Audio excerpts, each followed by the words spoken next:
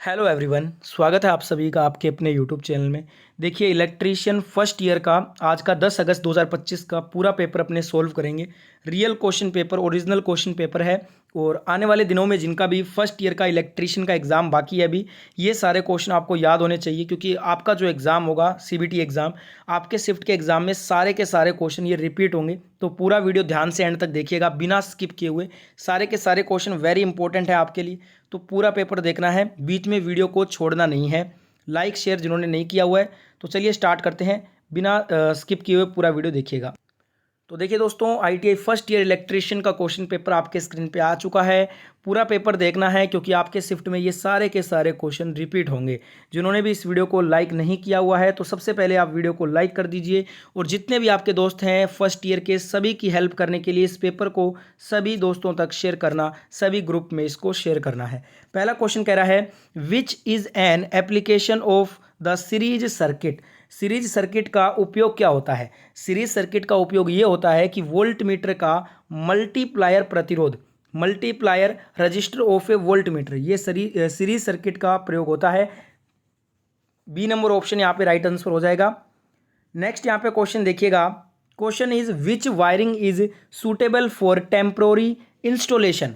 अस्थायी प्रतिष्ठानों के लिए कौन सी वायरिंग उपयुक्त होती है? इसके लिए क्लीट वायरिंग जो है वो उपयुक्त मानी जाती है। तो यहाँ पे D number option right answer हो जाएगा इस क्वेश्चन में। नेक्स्ट यहाँ पे क्वेश्चन है, why the system earthing is different from the equipment earthing. System earthing उपकरण अर्थिंग से अलग क्यों होता है? It is associated with current carrying conductors. यह धारावाहक चालकों से संबंधित होता है। तो इसलिए जो है ना, जो सिस्टम अर्थिंग होता है वो उपकरण अर्थिंग से जो है वो डिफरेंट होता है, अलग होता है। ठीक है, यहाँ पे डी नंबर ऑप्शन आपका राइट आंसर हो जाएगा। पूरा पेपर याद करना है, एक भी क्वेश्चन को छोड़ना नहीं है। यहाँ पे आपके शिफ्ट में सारे के सारे क्वेश्चन ये पूछे जाएंगे, तो पूरा पेपर देखिए और पूरा का पूरा पेपर याद कर लो। अच्छे नंबर से आप एग्जाम में अच्छे नंबर स्कोर करोगे। नेक्स्ट यहाँ पे क्वेश्चन नंबर 4 देखिएगा। What is the name of the part is power transformer as shown in the figure. जैसा कि चित्र में दिखाया गया है, पावर ट्रांसफार्मर का भाग बताइए। ये देखिए, पावर ट्रांसफार्मर का कौन सा भाग है? तो इसको बोलते हैं बुखोल्ज रिले। क्या बोलते हैं? बुखोल्ज रिले है, ये ध्यान रखिएगा। यहाँ पे ऑप्शन थोड़े मिसप्रिंट हो गए हैं, बाकी इसका नाम क्या होता है, इसको हम बोलते हैं बुखोल्ज रिले कहते हैं, याद कर लीजिए। नेक्स्ट यहाँ पे क्वेश्चन देखिएगा। Which method of magnetization is use to make commercial purpose permanent magnets. व्यावसायिक उद्देश्य के लिए स्थायी चुंबक बनाने की चुंबकीकरण की किस विधि का प्रयोग होता है? इसके लिए इंडक्शन मेथड, प्रेरण विधि का हम यूज करते हैं। A number option is the right answer. Next यहाँ पे क्वेश्चन रहेगा हमारा, calculate the heat generated in a electrical heater of 1000 watt and 240 worked as for 5 minutes. 1000 watt 240 volt के विद्युत हीटर में जो उत्पन्न गर्मी की गणना है ना, वो करना है। हीटर 5 मिनट के लिए काम किया है, तो ये हो जाएगा 71.6 किलो कैलोरी। ठीक है, ए नंबर ऑप्शन यहाँ पे राइट हो जाएगा। देखिए, सारे फॉर्मूले मैंने आपको बता रखे हैं। फॉर्मूला पता है तो आप आराम से ये न्यूमेरिकल कर लोगे। सारे फॉर्मूले मैंने बताए हैं, first year electrician playlist checkout कर लीजिएगा, सारे फॉर्मूले वहाँ पे मिल जाएंगे आपको।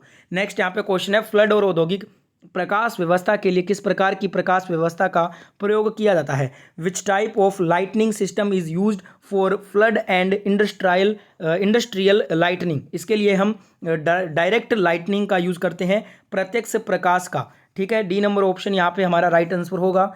नेक्स्ट यहाँ पे क्वेश्चन देखिएगा, which layer is provided above the metallic stealth in UG cable. UG cable में धात्विक आवरण के ऊपर कौन सी परत प्रदान करते हैं हम? इसके लिए हम बेडिंग करते हैं। क्या करते हैं? बेडिंग करते हैं। तो यहाँ पे राइट आंसर हो जाएगा बी नंबर ऑप्शन। नेक्स्ट यहाँ पे देखिएगा क्वेश्चन है, सीसा अमल बैटरी में बकलिंग दोष का प्रभाव क्या पड़ता है? What is the effect of buckling defect in a lead acid battery. तो ये होता है इलेक्ट्रोडों का मुड़ जाना, bending of the electrodes. Electrode जो होते हैं वो मुड़ जाते हैं, ध्यान रखिएगा। डी नंबर यहाँ पे ऑप्शन आपका राइट आंसर हो जाएगा। पूरा का पूरा पेपर ये आपका पूछा जाएगा फर्स्ट ईयर इलेक्ट्रीशियन आपके एग्जाम में। नेक्स्ट यहाँ पे है, चित्र में दर्शाए गए आरेख का नाम बताइए। What is the name of the diagram as shown in the figure. अब यहाँ पे ये जो फिगर है ना, ये बताना है ये कौन सा डायग्राम है। तो ये डायग्राम आपने देख लिया है, इसको बोलते हैं इंस्टॉलेशन प्लान, स्थापना योजना इसको कहा जाता है। A number option is the right answer. Next यहाँ पे है, चित्र में दिखाए हुए विद्युत उपकरणों में प्रयुक्त सहायक उपकरण का नाम बताइएगा। What is the name of the accessory used in electrical appliances as shown in the figure. यहाँ पे जो आपको उपकरण दिया गया है विद्युत का, उसका सहायक उपकरण का नाम बताना है। तो ये है आपका iron connector with direct entry, सीधे प्रकाश प्रवेश के साथ लो संयोजक इसको कहते हैं। Iron connector with direct entry इसको बोलते हैं। C number option is the right answer. Next यहाँ पे क्वेश्चन रहेगा, रेडियो रिसीवर्स में फेराइट कोर का प्रयोग क्यों करते हैं। Why the ferrite core is used in radio receiver to reduce the constant losses. नियत हानि को कम करने के लिए हम रेडियो रिसीवर में फेराइट कोर लगाते हैं। राइट आंसर यहाँ पे हमारा option number C is the right answer. Next question, what is the voltage drop in register R2 in the series circuit. Series circuit में प्रतिरोधक R2 में वोल्टेज ड्रॉप बताना है। R1 100 ओम है, R2 200 ओम है, R3 300 ओम है, R4 400 ओम है। अब यहाँ पे 50 वोल्टेज की सप्लाई है, जिसमें हमें जो R2 है ना स्पेसिफिक इसमें बताना है कि वोल्टेज कितना रहेगा। तो इसमें रहेगा हमारा 10 वोल्टेज रहेगा। कितना रहेगा 10। तो यहाँ पे right answer option number B हो जाएगा। फॉर्मूला मैंने बता रखा है आपको करना कैसे है, फॉर्मूला में वैल्यू पुट करोगे आंसर आ जाएगा। नेक्स्ट यहाँ पे क्वेश्चन है, केबलों के इंसुलेशन की मोटाई कौन सा कारक तय करता है। Which factor decides the thickness of insulation of the cables. तो ये करता है वोल्टेज। क्या करता है, वोल्टेज करता है। A number option is the right answer. Next यहाँ पे है क्रिम्पिंग टर्मिनेशन का लाभ। What is the advantage of crimping termination. जो क्रिम्पिंग टर्मिनेशन होता है ना, ये क्या करता है, अवॉइड लूज कनेक्शन, ये ढीले कनेक्शन से बचाने का काम करता है। ए नंबर ऑप्शन यहाँ पे हमारा राइट आंसर हो जाएगा। नेक्स्ट यहाँ पे क्वेश्चन देखिएगा, खाना पकाने की भट्टी में जो विद्युत धारा होता है ना, उसका प्रभाव क्या होता है। Which effect of electric current takes place in the cooking range. तो ये होता है हीटिंग इफेक्ट, ताप प्रभाव होता है ये। बी नंबर ऑप्शन राइट हो जाएगा। नेक्स्ट यहाँ पे देखिएगा क्वेश्चन है, चित्र में दिखाए गए ड्रिल बिट का नाम बताओ। What is the name of the drill bit as shown in the figure. ये जो ड्रिल बिट है ना, ये कौन सा है, तो इसको बोलते हैं टेपर शैंक बिट। क्या बोलते हैं, टेपर शैंक बिट इसको बोलते हैं। डी नंबर ऑप्शन यहाँ पे आपका राइट आंसर हो जाएगा। Next question is, which load condition the phase circuit of a 3 phase circuit are same. 3 चरण सर्किट की जो चरण धाराएं होती हैं वो किस लोड स्थिति में समान रहेंगी। वो रहेंगी संतुलित लोड पे, at balanced load. Right answer यहाँ पे डी नंबर ऑप्शन हो जाएगा। नेक्स्ट यहाँ पे देखिएगा, what is the phase angle difference between any 2 phases in A 3 phase system. 3 phase प्रणाली में किन्हीं 2 फेजों के बीच फेज एंगल का अंतर होता है 120 डिग्री। कितना होता है, 120 डिग्री होता है। सिंगल फेज की बात कर लें तो 90 डिग्री रहेगा, ध्यान रखिएगा। A number option is the right answer. Next यहाँ पे देखिएगा क्वेश्चन है, अग्निशामक यंत्र का प्रयोग करते समय कौन सा जो क्रम है वो अपनाया जाना चाहिए। तो इसके लिए हमें पुल एम स्क्वीज स्वीप, यानी कि खींचना, निशाना लगाना, दबाना और घुमाना, ये हमारा जो है ना कार्यक्रम अपनाएंगे हम अग्निशामक यंत्र में। तो right answer option number A हो जाएगा। नेक्स्ट यहाँ पे क्वेश्चन है, सामग्री के बीएच वक्र जिसे हिस्टेरिसिस लूप कहते हैं, इसका आकार क्या दर्शाता है। What indicates the shape of a BH curve hysteresis loop of material. इसको, ये आपका पदार्थ की चुंबकीय विशेषताओं को दर्शाता है। राइट आंसर यहाँ पे हमारा डी नंबर ऑप्शन हो जाएगा। अगला क्वेश्चन है, why the outer tube of A high pressure metal halide lamp made of borosilicate glass. उच्च दाब धातु हेलाइट लैंप की जो बाहरी ट्यूब होती है ना, बोरोसिलिकेट ग्लास से क्यों होती है, क्योंकि लैंप से पराबैंगनी विकिरण को कम किया जा सके, reduce the ultraviolet radiation from lamp. A number option B number option यहाँ पे करेक्ट हो जाएगा। नेक्स्ट यहाँ पे क्वेश्चन देखिएगा, which type of cables are used for underground services from 33 kV to 66 kV। 33 kV से 66 kV तक की भूमिगत सेवाओं के लिए किस प्रकार के केबल का प्रयोग करते हैं। इसके लिए एक्स्ट्रा हाई टेंशन केबल्स, अतिरिक्त हाई टेंशन केबल का यूज़ करेंगे। बी नंबर ऑप्शन यहाँ पे राइट हो जाएगा। अगला यहाँ पे क्वेश्चन है, चित्र में दिखाए गए प्रतीक का नाम बताइए। What is the name of the symbol as shown in the figure. यहाँ पे जो सिंबल है ना, ये किसका सिंबल है, तो ये है प्लग एंड सॉकेट का। बी नंबर ऑप्शन यहाँ पे हमारा राइट आंसर हो जाएगा। नेक्स्ट यहाँ पे क्वेश्चन है, एसी सर्किट में फॉर्म फैक्टर KF की गणना करने का सूत्र बताइएगा। Which formula is use to calculate the form factor KF is in an AC circuit. Form factor का सूत्र होता है KF is equal to effective value बटा में एवरेज वैल्यू। करेक्ट आंसर यहाँ पे सी नंबर ऑप्शन हो जाएगा। नेक्स्ट यहाँ पे क्वेश्चन है, यदि ओपन सर्किट फॉल्ट होता है तो इलेक्ट्रोलाइटिक कैपेसिटर का प्रभाव क्या होगा। What is the effect of the electrolytic capacitor if open circuit fault occurs. तो ये होता है इट विल नॉट फंक्शन, यह काम नहीं करेगा। क्या नहीं करेगा? काम नहीं करेगा। तो यहाँ पे option number A right answer हो जाएगा। नेक्स्ट यहाँ पे क्वेश्चन देखिएगा, what is the value of current in the I6। जो I6 है ना, इसमें धारा का मान बताना है। ये आपको I1 में देखिएगा मान है 2 एम्पियर, I2 में 3 एम्पियर, I4 में 5 एम्पियर, I5 में 1 एम्पियर, I3 में 4 एम्पियर। I6 में कितना होगा? तो I6 में होगा 7 एम्पियर। कितना होगा? 7 होगा। डी नंबर ऑप्शन यहाँ पे राइट आंसर हो जाएगा।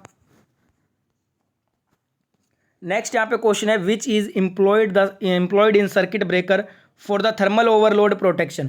थर्मल ओवरलोड सुरक्षा के लिए सर्किट ब्रेकर में किसका प्रयोग करते हैं? बी मेटलिक स्ट्रिप का, द्विधातु पट्टी का यूज करते हैं। सी नंबर ऑप्शन यहाँ पे राइट आंसर हो जाएगा।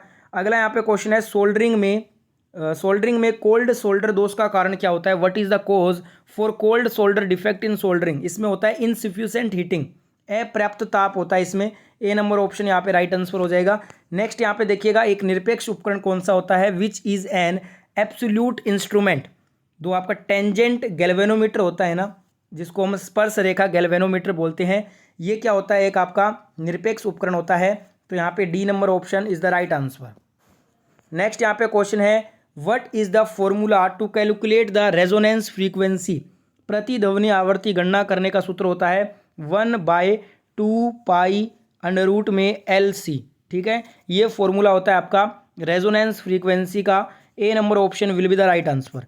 नेक्स्ट यहाँ पे क्वेश्चन रहेगा, why the damping force is required in a moving coil instrument. गतिशील कुंडल उपकरण में अवमंदन बल की आवश्यकता क्यों होती है। Bring the needle to rest at final valve. सुई को अंतिम मान पर स्थिर करने के लिए। ए नंबर ऑप्शन यहाँ पे राइट आंसर हो जाएगा। अगला यहाँ पे क्वेश्चन है, what is the total voltage of the circuit as shown in the figure. चित्र में दिखाए गए अनुसार सर्किट का कुल वोल्टेज कितना है। अब यहाँ पे ये जो सर्किट है ना, ये आपका पैरेलल में है, समांतर क्रम में। इसमें देखिएगा 1.5 वोल्टेज के जो है ना, ये 6 जो है वो वोल्टेज यहाँ पे सप्लाई हो रही है 1.5 से 1.5, इनमें भी 1.5 है। तो यहाँ पे टोटल को आपको पता है, जो आपका पैरेलल सर्किट होता है समांतर, उसमें हर घटक में अलग अलग वोल्टेज सप्लाई रहती है। तो इसमें जो है ना टोटल वोल्टेज 1.5 ही रहेगा। ए नंबर ऑप्शन यहाँ पे राइट हो जाएगा। अगर यहाँ पे आपका सीरीज होता ना तो सभी को हम जोड़ देते, पर ये समांतर क्रम में है इसलिए सेम ही रहेगा। नेक्स्ट यहाँ पे देखिएगा, which type of meter is use to rest the polarity of battery. Battery की ध्रुवता जांचने के लिए हम किस प्रकार का मीटर प्रयोग करेंगे। इसके लिए हम मूविंग कोयल वोल्ट मीटर, चल कुंडली वोल्ट मीटर लगाएंगे। डी नंबर ऑप्शन यहाँ पे हमारा करेक्ट आंसर हो जाएगा। नेक्स्ट यहाँ पे क्वेश्चन है, what is the relation between the line current IL and phase current IP in delta connected system. Delta से जुड़े सिस्टम में लाइन करंट और फेज करंट के बीच क्या संबंध होता है। तो ये IL बराबर √3 IP होता है। बी नंबर यहाँ पे ऑप्शन आपका राइट आंसर हो जाएगा। नेक्स्ट यहाँ पे क्वेश्चन देखिएगा, किसी चालक के प्रतिरोध का व्युत्क्रमानुपाती क्या होता है। Which is inversely proportional to the resistance of a conductor. तो ये होता है area of cross section. Cross section का क्षेत्रफल क्या होता है ये। A number option is the right answer. Next यहाँ पे क्वेश्चन है, how the capacity of the batteries are specified. बैटरियों की क्षमता कैसे निर्धारित होती है। तो ये एम्पियर आवर में निर्धारित होती है। बी नंबर ऑप्शन यहाँ पे राइट हो जाएगा। नेक्स्ट यहाँ पे देखिएगा, which transformer is use to measure high voltage. उच्च वोल्टेज मापने के लिए किस ट्रांसफार्मर का प्रयोग करते हैं। पोटेंशियल विभव ट्रांसफार्मर का।